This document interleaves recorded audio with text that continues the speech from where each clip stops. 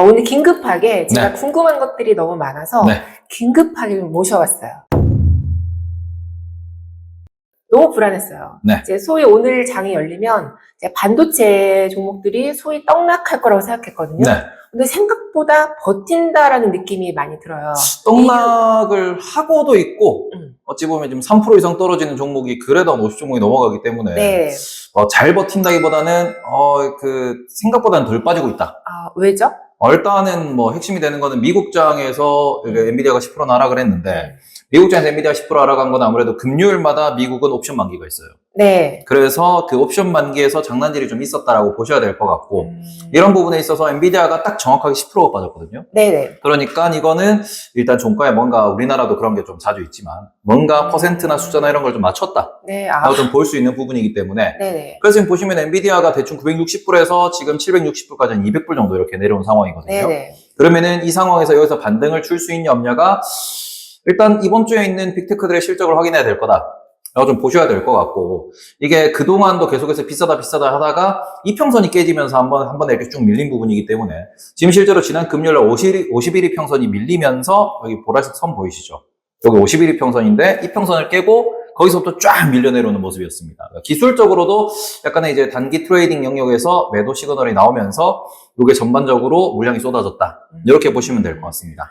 오늘 국내 장이 열렸는데 반도체 아까 말씀하신 것처럼 떨어지기도 하고 아니기도 한, 그러니까 생각했던 것보다는 안 밀린다. 이 네. 이유는 뭐예요? 일단 엔비디아가 10% 밀렸으니까 그러면은 SK 하이닉스가 5% 10% 밀리면 어떡하지라고 고민할 수 있겠으나 네네. 엔비디아의 가장 이제 핵심이 되는 그래서 이 기업의 펀더멘털이 망가졌냐? 그러니까 엔비디아가 정말 테마주였고 너무 비싼 기업이었고 그래서 다시는 이제 이 주가까지 못 올라올 종목이냐? 라는 부분에 있어 생각을 해보시면은 여전히 엔비디아의 경쟁자인 AMD, 인텔 아니면 엔비디아에 덤비겠다라고 하는 오픈 AI나 구글, 메타, 아마존 말 그대로 우리가 엔비디아의 AI 반도체를 우리는 이제 거기 거 안 쓸 거야. 우리가 스스로 뭔가 설계할 거야. 라고 해서 설계를 했다까지는 나왔고 제품이 나왔다까지는 있지만 그래서 엔비디아의 시장 점유율이 빠졌냐 그러면은 그게 아니에요. 엔비디아의 시장 점유율은 여전히 절대적이고 그런 부분에 있어가지고 엔비디아가 여전히 시장의 강자라고 한다면 계속해서 매출은 잘 나올 거고 이런 부분에서 앞으로 시장이 더 커질 건 이제 명확하기 때문에 그런 부분에서는 약간 기술적으로 매도가 터졌다. 그러니까 이게 우리가 너무 잘 나가는 종목 같은 경우에 과거에는 애플이 이랬거든요. 애플이 계속 올라갈 때마다 이제 너무너무 비싸다, 항상 비싸다 언급이 나왔지만 그래도 계속 올라왔던 게 애플이었습니다. 그 부분에 있어서 지금 애플이 조금은 죽쓰고 있는 모습이 뭐냐 그러면은 더 이상 스마트폰을 살 사람이 없다라는 거거든요. 네. 그런데 반대로 얘기했을 때 AI 같은 경우에는 지금 AI를 개발할 기업, AI를 접목할 기업 기술이 없냐 그러면은 또 너무 많아요. 그러다 보니까 AI 같은 경우에는 너무 걱정하실 필요가 없다. 그리고 엔비디아의 절대적인 경쟁자가 나타나지 않았기 때문에 이걸 너무 걱정하실 필요가 없다. 그러면은 우리가 삼성전자 하이닉스는 그래서 지금 AI가 발전함에 따라 가지고 데이터 센터가 만들어질 거고 그리고는 지금 하이닉스 같은 경우에는 엔비디아에다가 HBM3라고 하는 우리가 반도체를 메모리를 납품하고 있잖아요. 엔비디아가 여전히 강하다라고 하고 AI에 대한 투자가 계속 이어질 거라고 하면은 메모리도 더 쓰겠네. 데이터 센터도 더 짓겠네. 지금 우리가 3월, 2월로 시계를 돌려보면은 거기서 계속 얘기가 나왔던 게 마이크로소프트도 마찬가지고 아마존도 마찬가지고 우리가 10조를 때려박을 거다, 100조를 때려박을 거다 하면서 다들 데이터 센터를 짓는다고 했고요. 오픈 AI에서 얘기가 나왔던 게 지금 AI 시장이 1000조짜리 시장이라고 그랬어요. 근데 이 1000조짜리 시장이라고 했던 이 부분이 그래서 바뀌었냐? 아니거든요. 그러니까 우리가 주가가 빠지니까 안 될 것처럼 생각을 하지만 주가를 제외하고 냉정한 시각에서 보면은 여전히 AI에 대한 투자는 이어지고 있습니다. 그러다 보니까 우리나라의 반도체 같은 경우에도 계속 잘 팔 거기 때문에 그거는 걱정하실 게 없다라고 보시면 될 것 같아요. 어떻게 보면은 지난 미국장에서 엔비디아가 10% 폭락했던 거는 일시적인 해프닝이었다라고 그쵸? 해도 될까요? 네. 지금 보시면은 과거에도 장대 연봉이 그려진 날이 한둘이 아니에요. 그래서 제가 차트를 열어놓고 말씀을 드리고 있는데 네. 이렇게 장대 연봉이 그려지고 났는데 문제가 있었냐 그러면은 그게 아니고요. 항상 이제 제가 투자자들한테 말씀드리는 게 뭐냐 그러면은 과거로 쭉 이렇게 차트를 돌려보시면은 원래 엔비디아는 횡보되어있습니다. 엔비디아가 한번 횡보하면은 6개월은 기본이고 1년, 2년, 3년까지도 횡보를 했어요. 근데 지금 엔비디아가 그만큼 우리의 시장에 주목을 받으면서 엄청 올라갔다가 아마 이제는 횡보를 할 거다. 이렇게 보시는 게 맞고 그런 상황에서 900불까지 갔던 그런 상황에서 목표 주가가 $1000, $1100, $1200 나왔는데 그때 보고서 다 읽어보시면은 목표 주가 $1100, $1200는 올해 연말 내년 초예요. 그러니까 올해 연말 내년 초에 1000달러를 넘어갈 수 있냐 없냐 그거를 지금부터 보셔야 되는 부분이고 그런 상황에서 박스권에서 왔다 갔다를 몇 번 하겠구나 정도의 관점으로 보셔야지 한 방에 이게 1000달러, 2000달러에 갈 수는 없거든요. 그러다 보니까 비싼 건 사실이었고 비싸서 약간의 뭔가 옵션질, 장난질이 있었고 그러면서 투매가 나왔고 차익 실현에 의해서 매도가 나온 이 지금 상황에서는 오히려 지금 분할 매수를 노려보실 수 있다. 우리가 지금 760불에서 960불까지 놓고 보시면 25%예요. 네. 그렇기 때문에 지금 사셔서 정고점을 뚫을 때까지 보유하셔도 그게 20% 이상의 수익을 안겨다 줄 수 있다. 이런 관점으로 좀 보시면 좋을 것 같습니다. 그럼 오늘 밤에 이제 잠시 후에 미국장이 열릴 텐데 엔비디아는 다시 이제 회복을 하겠죠? 반등이겠죠? 반등이냐 바닥이냐는 오늘보다는 이번 주에 나오는 메타와 마이크로소프트의 실적을 보셔야 된다. 왜냐하면 지금 전 세계에서 엔비디아의 반도체를 가장 많이 사는 기업들이 마이크로소프트와 메타예요.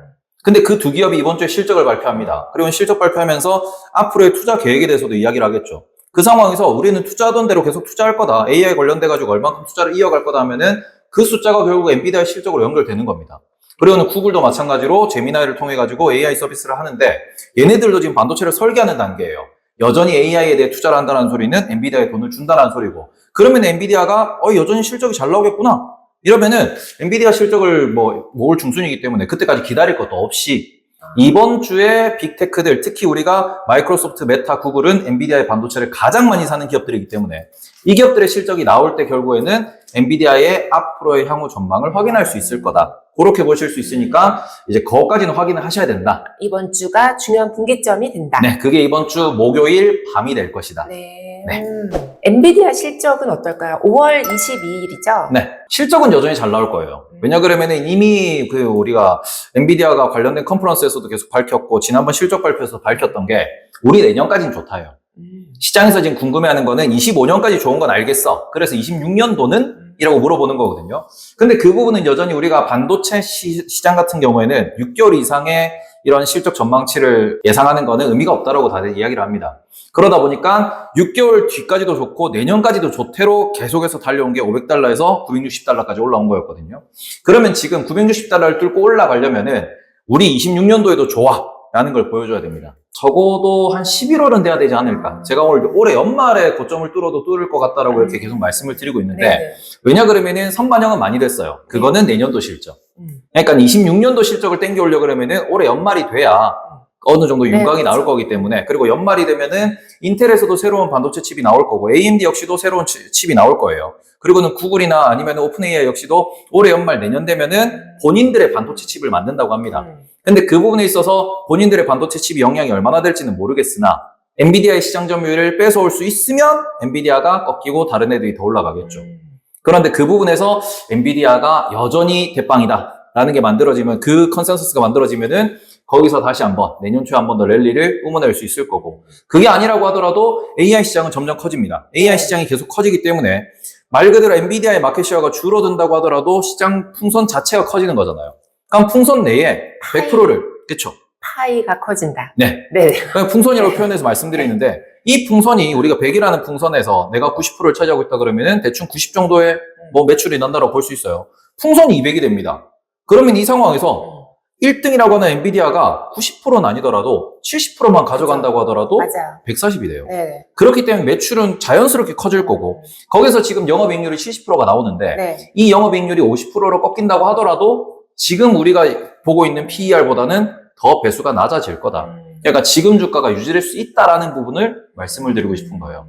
그래서 이런 부분에 있어가지고 엔비디아가 작년에 몇 배가 올라왔네, 실적이 얼마나 늘었네, 이거 다시 꺾일 거네라고 네네. 많은 분들이 걱정하고 있지만 AI 시장이 커지는 그 포인트를 보면은 이게 꺾이는 게 그렇게 크지 않을 것이다. 그러니까 결국에는 박스권 매매로 생각을 하시면서 만약에 엔비디아를 이제 생각하시는 분들이라면은 다른 기업들이 경쟁이 안 되면 엔비디아 더 올라갑니다. 다시 한번 우리가 올 초에 봤던 그 랠리가 한 번 더 펼쳐질 수 있다라는 거. 네. 그러니까 엔비디아는 여전히 긍정적으로 보시면서 긍정적 관점에서 고려하셔야 된다라고 말씀드리고 싶은 거예요. 그러면 말씀 들어보면 어쩌면 기회가 될 수도 있겠네요. 지금은 약간 이제 한 10% 20% 박스 매매. 보실 수 있는 거고, 지금부터 오히려 장기 투자를 하시면서 또 보실 수도 있는 영역, 그런 영역에서 또 기회를 보실 수도 있는 거죠. 올 연말까지는 가져갈 수 있다고 보시는 거죠. 적어도 올해 연말에, 그쵸, 엔비디아의 강력한 경쟁자가 등장한다 그러면은 네네. 그때는 비중을 줄여야겠죠. 근데 그때 그 경쟁자가 등장하지 못한다 그러면은 네. 계속해서 강하게 보실 수 있겠죠. 그러니까 지금 타이밍은 스윙 투자 타이밍으로 보시는 게 맞을 것 같고, 수행 투자 타임. 네, 지금은 네. 스윙 투자로 보시는 게 맞고, 그런 부분에서 분할 매수하고 적정이 오르면 분할 매도한다. 로 보시는 게 맞을 것 같고, 전고점을 뚫으면서 우상향을 딱 보시려면은 적어도 올해 가을, 겨울은 되지 않을까. 그러니까 지금은 보수적으로 보는 게 맞다. 네. 다만 이렇게 밀리면은 오히려 기회라고 접근하는 사람들이 많을 것이다. 쫄 필요가 없다. 이렇게 말씀드릴게요. 쫄지 마라. 네. 네.